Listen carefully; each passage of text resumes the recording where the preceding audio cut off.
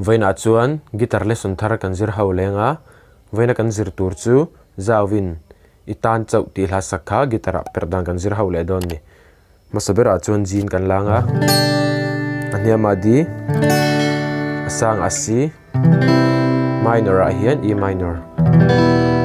chuan a hla hi strum dan chi khat chauh kan hmang lenga ti kan strum le don ni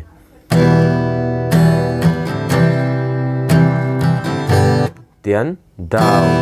down down up down down down up down down down up down down down up kami strumming pattern kabul changa top thleng kan kol chuak le vekang down down down up ani chu chuan a hla hi karon sa chuak deuh to panga a intro kaldan hi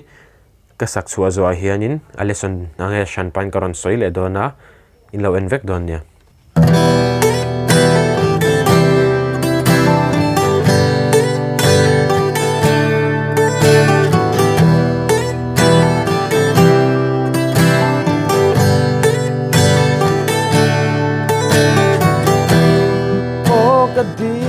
kedua tengai ence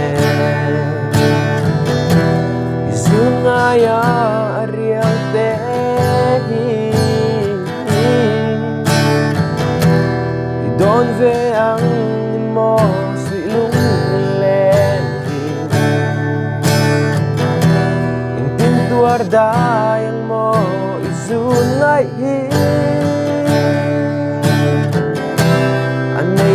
pha ni lâu mà ila râu lúc găng ai cần nệ râu lung cái thiên lung hi tàn cháu anh xin cái thiên lung hi không ai lâu qua tim rồi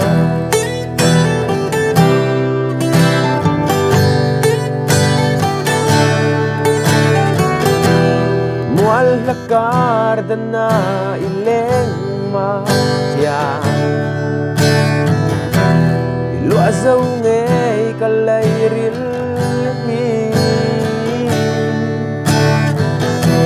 faksel nakar leng suilung leng hi tin vul zelang mo izungai hi anay nung pha ni lâu mà ila râu lúc găng ai cần nệ râu lung cái thiên lung hi tàn cháu anh xin cái thiên lung hi không ai lâu qua tim rồi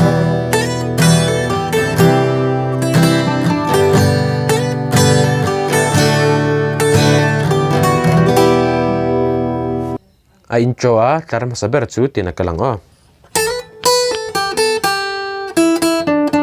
tikhana kal don ni masaber a chuan 5th fret atang 7th fret a slide payang first string a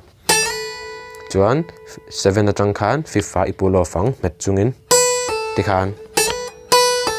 chuan 8th fret a khan second string a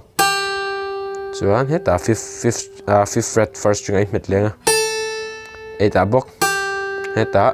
second string 5th fret a voi ni 7th fret a third string a voi ni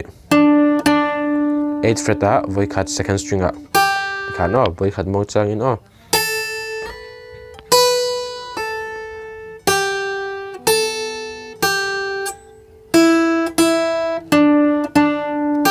khana kalang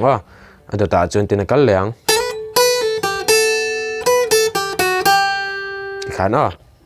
ama sabera chuan a first line nen khain anga tlai hi chu tin kal leang 5th fret atang 7th fret kan slide anga kan pull off lenga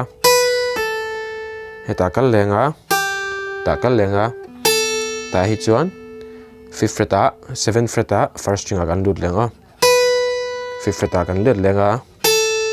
8th fret a second string 7th fret a second string 8th fret a kan lut leang tin kal don ni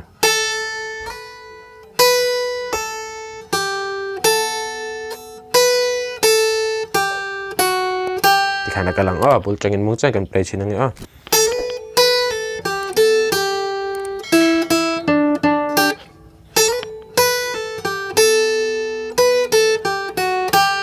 kha bul changin vai khata kwal liang speed pang kan kal liang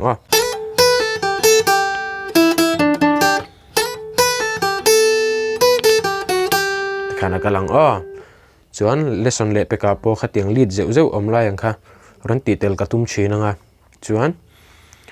guitar lesson le peka kanin hmula chawanga min la subscribe lo te po kan min lo subscribe be chau don nia le peka kanin hmula chau don nia